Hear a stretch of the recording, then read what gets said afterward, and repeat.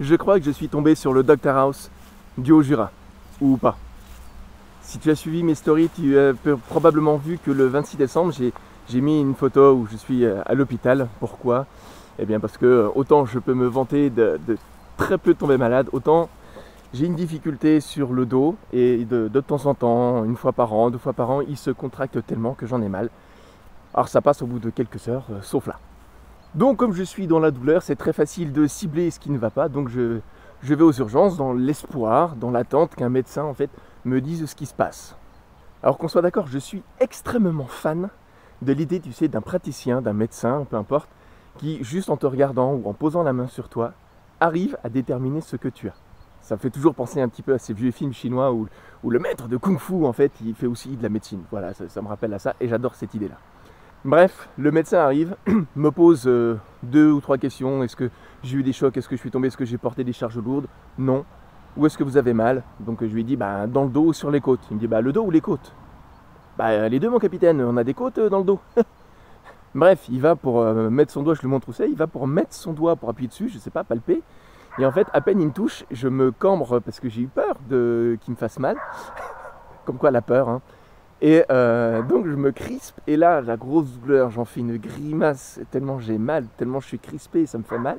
Le médecin, deuxième chose qui va pas, il fait oh quand même. J'ai dit non, mais attendez, c'est pas vous qui m'avez fait mal, c'est juste que comme je me suis crispé, ça force tellement que ça me fait mal, c'est tout. Ça a duré même pas 30 secondes. Il se barre, il a dit on va faire des radios, il y a quelqu'un qui va venir vous chercher. Retour des radios, le médecin se repointe avec une ordonnance, il a dit bon voilà, simple contusion musculaire. Voilà, donc vous prenez ça. Et il commence à se barrer. Je dis attendez, c'est quoi tout ça? Puis il me dit non, il me dit voilà, c'est simplement les muscles qui ont un problème, vous prenez ça pendant 5 jours et c'est bon. Et il se barre. Ouais, je trouve ça assez consternant en fait de voir ce milieu médical aussi impersonnel, avec aussi peu d'amour finalement pour l'être humain. Voilà. Moi je sais pas, c'est peut-être un cas exceptionnel, je suis tombé dessus et c'est comme ça, mais c'est déjà le médecin, il rentre dans la chambre sans toquer. Ensuite, il te pose 2-3 questions sans vraiment te palper, sans vraiment t'observer, et il en détermine un diagnostic. Voilà. Qui diagnostic en plus ne résout pas le problème, je ne sais pas d'où ça vient, et il ne résout pas le problème si ce n'est te filer des antidouleurs, quoi.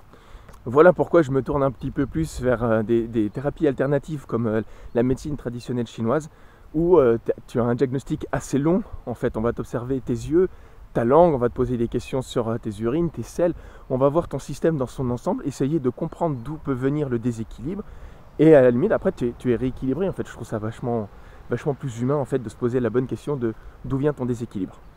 Écoute, si toi aussi tu as eu des expériences comme ça avec notre médecine occidentale, écoute, partage-la dans les commentaires.